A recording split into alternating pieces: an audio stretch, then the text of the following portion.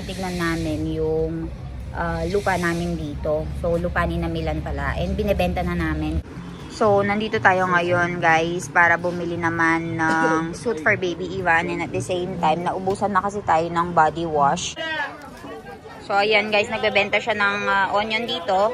Alam nyo ba kung magkano yung presyo ng onion? 50 rupees for 2 kilos. So, it's like 30 peso. 30 peso. 15 peso kada kilo. So, ayan guys, ganito talaga dito kapag namimili kami ni Milan. Minsan, kapag alam nila na may kasama kang foreigner, ay minamahalan nila yung presyo.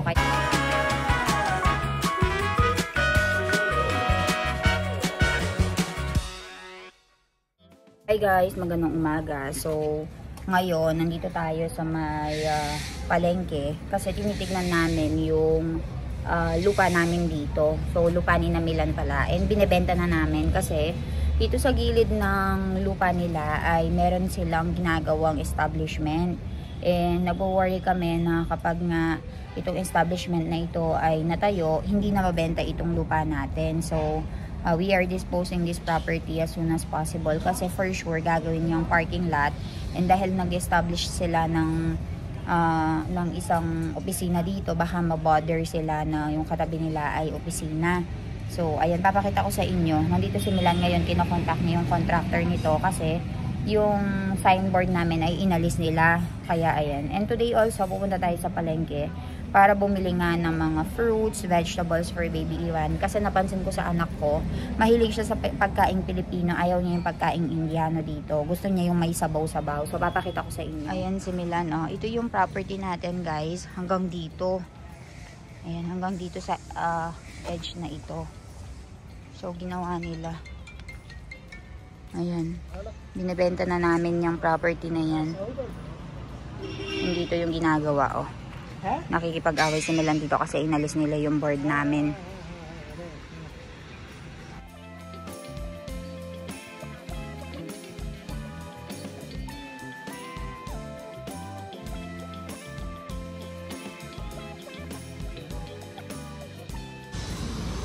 Milan, કેમ છો? બસ બોલો. આપરા શું કરવાનું છે અહીંયા? મને નહીં ખબર, તું લઈને આવી.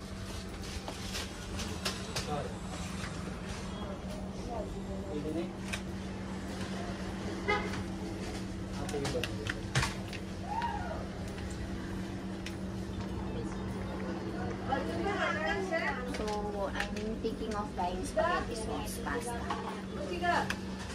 Red sauce. I don't think we can hear you. So, bibili tayo ngayon ng sauce spaghetti. Sayang walang Filipino style spaghetti. Para magawan ko sana ng spaghetti ang anak ko, yung manamis-namis. Kasi dito more on spicy sila. So, let's go. Tignan natin kung ano yung mga mabibili natin. Meron din sila mga pasta-pasta dito. Pero I already have specific pasta for Ivan. The ragini pasta. Okay, let's go.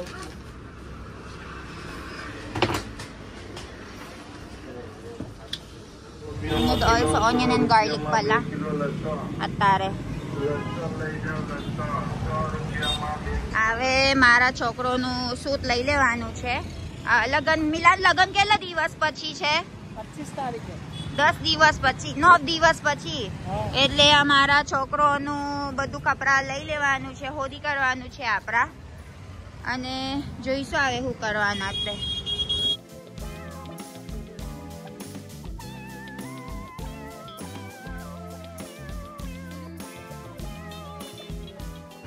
So, nandito tayo ngayon guys para bumili naman ng suit for baby Ivan. And at the same time, naubusan na kasi tayo ng body wash at saka ng moisturizer since it's cold dito sa India ngayon. Kaya bibili tayo.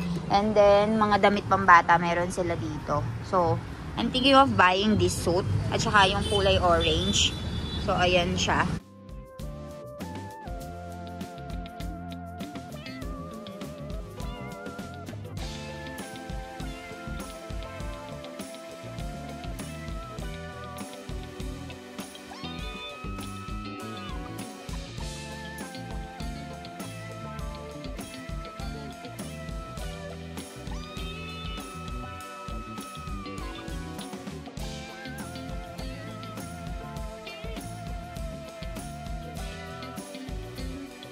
Guys, so guys, samnaran.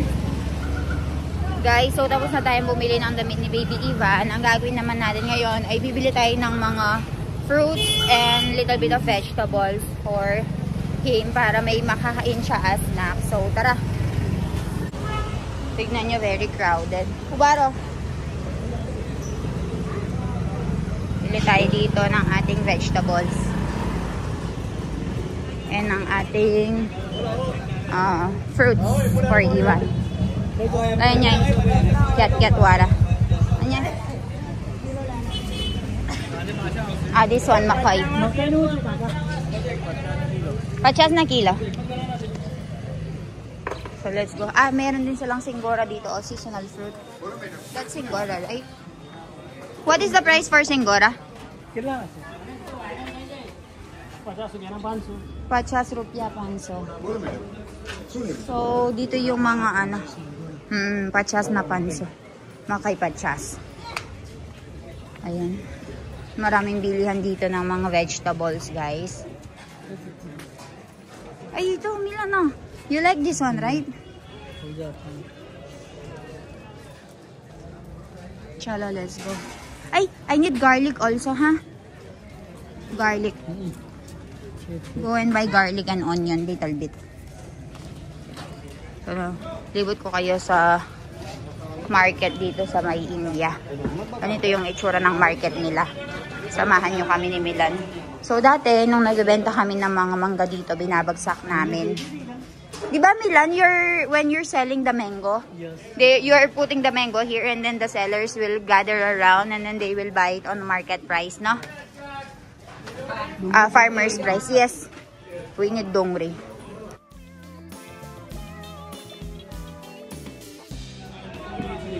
Abra, alag-alag vegetables. Indian market siya.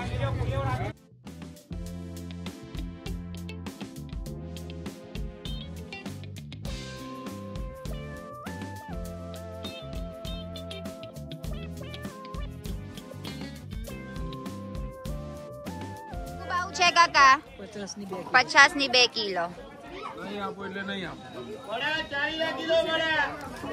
So, ayan guys, nagbebenta siya ng onion dito. Alam nyo ba kung magkano yung presyo ng onion? 50 rupees for 2 kilos. So, it's like 30 peso. 30 peso. 15 peso kada kilo. So, imagine niyo guys, ganyan ang presyo ng onion dito.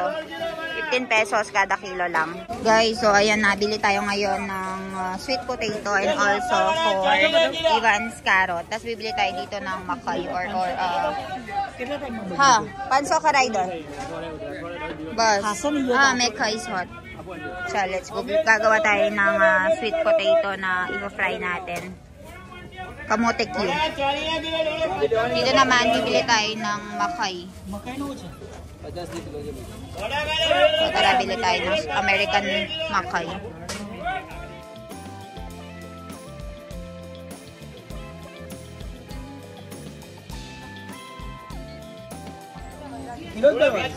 Oh, kilo.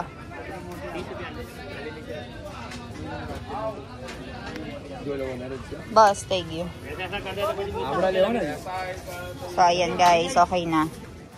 So, ang presyo nito ay 50 rupees kada kilo or 30 pesos. Kila ba tayo? May patchet butter, Joe. And Karan, Milan siya na garlic laylay. Ano nga, Joe? So many masala. Kabro ba do masala siya, Joe? There's red, chili, butter. Ang dami. So, ayan guys, ganito talaga dito kapag namimili kami ni Milan. Minsan, kapag alam nila na may kasama kang foreigner, ay minamahalan nila yung presyo. Kaya pinapauna ko ngayon si Milan para magtanong-tanong. And then, kapag bibili na kami, doon ako lalapit sa kanya. So, usually wala naman difference sa presyo ng mga merchant dito. Pero, yung iba ay sinasamantala lang. Hubaw, check kaka? Chalis orizo. So, for the garlic naman, mahal siya. 40 rupees for 250 na bawang. Ayan. Google Pay check, kaka? Guys, so ayan, dahil malamig na dito sa India, may mga nagbebenta ng mga winter clothes at saka nagbebenta ng mga blanket. Milan, this is Rajasthan blanket, right? No. To? Kashmir. કઈ ના છે? Kaya na siya, Rajasthan? Ha? Rajasthan. Okay, so this is Rajasthan blanket, guys. You remember we bought Rajasthan blanket, Milan? How much? Kela? Kela siya? Akit na hai. 1250. 1250. આપણે જે જાડા જાડા ज्यादा पेला कई? ज्यादा केला? ज्यादा 2600 रुपए है। डबल का पड़ेगा। Double. Okay. So, ito daw ay 1,250. Tapos yun sa, ano naman, dun sa makapal na yan, 2,400 rupees. So, mga nasa 800 peso itong manipis. Tapos 2,400 or nasa 1,800 yung makakapal. So, ayan, nag-start na sila and marami nga ding nagbebenta dito ng mga jacket, mga sweater, pang babae. Guys, so nag-send sa akin si Mami ng video and nasa bahay na nga kami ngayon. Nakapamili na kami ng 2 damit ni Baby Ivan. So, tatlong event kasi yon. So, for the PT, Garasyante at saka yung mismong kasalan. So, kailangan niya ng 3 outfit. So, bumili nga rin ako ng outfit ng baby ko. Kasi ako guys, bumili ako ng 2 outfit pagka mahal-mahal. Tapos sinasabi nila, wag ko na daw bilhan si Ivan, makakalakihan niya lang. Eh ako nga, gumasos ako ng nagpakamahal-mahal. 20,000 kada damit. Tapos yung sa anak ko, tigda 2,000 lang, hindi ko gagastusan. So sabi ko, hindi, bibili ako para sa anak ko. Kung maganda ang nanay, dapat gwapo ang anak. Sabi ko sa kanila. So natawa sila. So, hindi naman din kasi ako nanghingi ng pera, guys. Yung pera ko ay freely ko namang nagagastos and nasa account ko. So, ayun. And si Mami nga din ay mahilig nga din sa pagbili-bili ng mga damit ni Ivan. Kami talagang dalawa yung yung mahilig sa bili-bili ng ganyan. So, ayun, malamig na rin dito sa India, guys. And kailangan ko ng moisturizer. Nagkapimpulo ko dito. Sobrang tingnan mo, namumula-mula. Tapos galing pa ako sa initan. And tuwang-tuwa naman ako sa sa biyanan ko, guys. So, doon kasi sa Danpor, sabi ko nga sa inyo, gumagawa sila ng mga papad, papri. So, doon, guys, uso yung bayanihan. Sabi ko naman sa inyo, tuwing December ay busy talaga yung lahat ng mga tao sa paggawa ng mga snacks, ganyan. Pero kami dito sa bahay, since busy kami dito and si Mami ay merong problema sa likuran, sa paa, hindi kami gumagawa, nag-ano lang kami, nag-order, tapos binabayaran lang namin. Pero yung mga tao dito talaga ay mahilig gumawa ng mga snacks kasi libangan na nila din. Kaya sa Danpor, dahil nga malapit na yung kasalan, inagahan nga nila yung paggawa ng snacks. And buong barangay, mga kababaihan doon sa maliit na barangay na yon ay pumunta talaga para tumulong.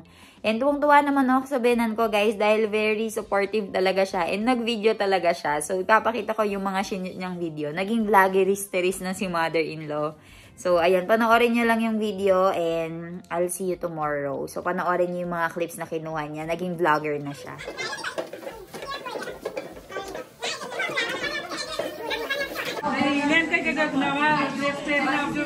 એટલે તો ઉતારું જ મેં ઇલાને મને કીધું જ વિડીયો ઉતાર લેજો એવું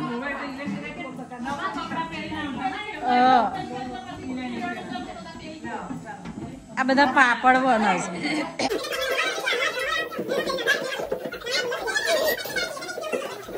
અહીંયા ઘડી પાપડ બનાવશે અને અહીંયા ઘડી બધા છે ને પાપડ હૂકવા છે તડકે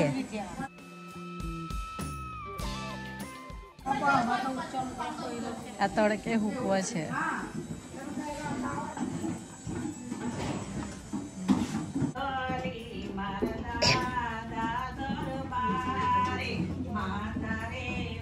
જો દક્ષા કાકી કમ્પ્લેટ જોજો હા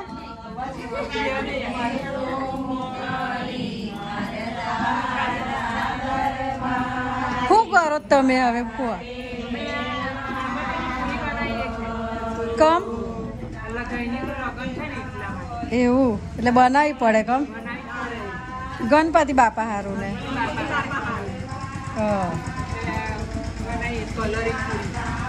બતાવો સરસ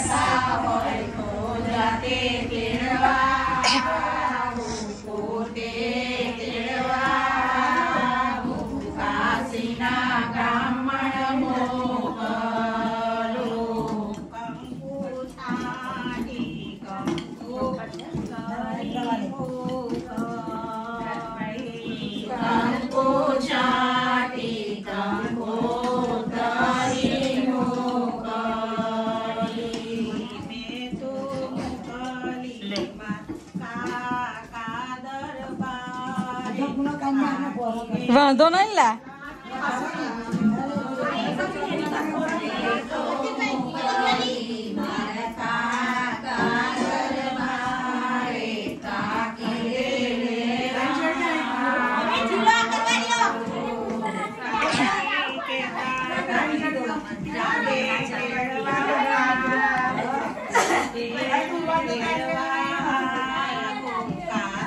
વણ ચાલ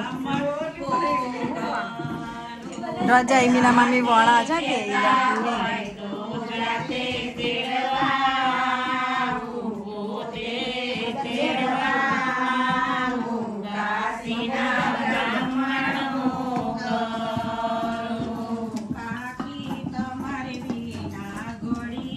તો પેલી બતાય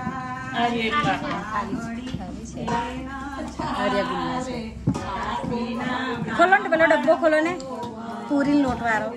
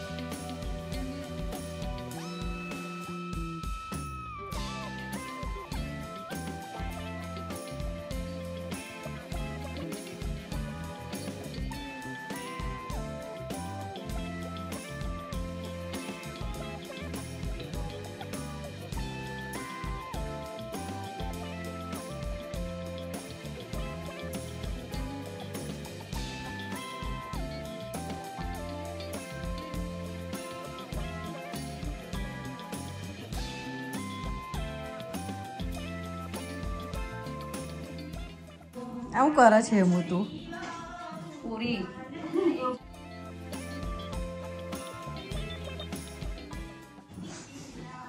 શું કરે છે પૂરી થોડી ઠળવા દેવાની હે ને પછી તરવાની ને ઓનાની એટલે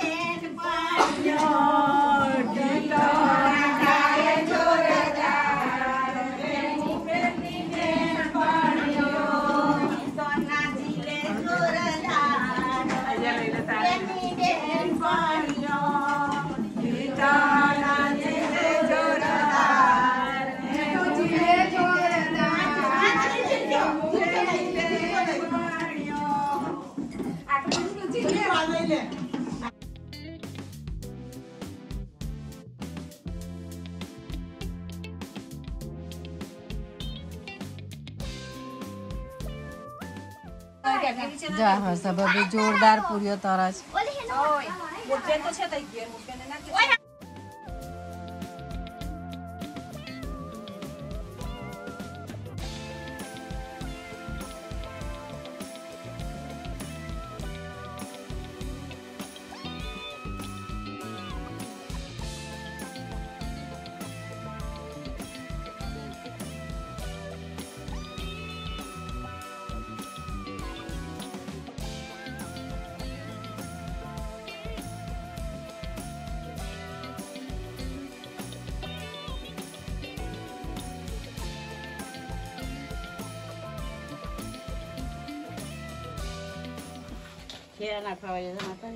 થાપડા હવે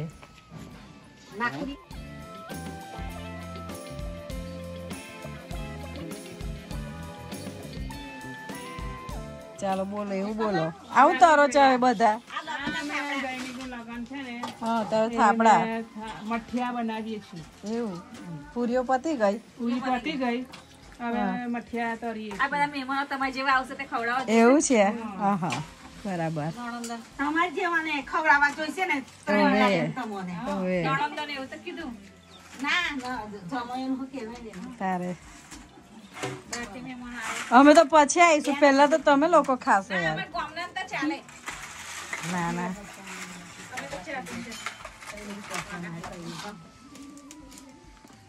એક એક નાખો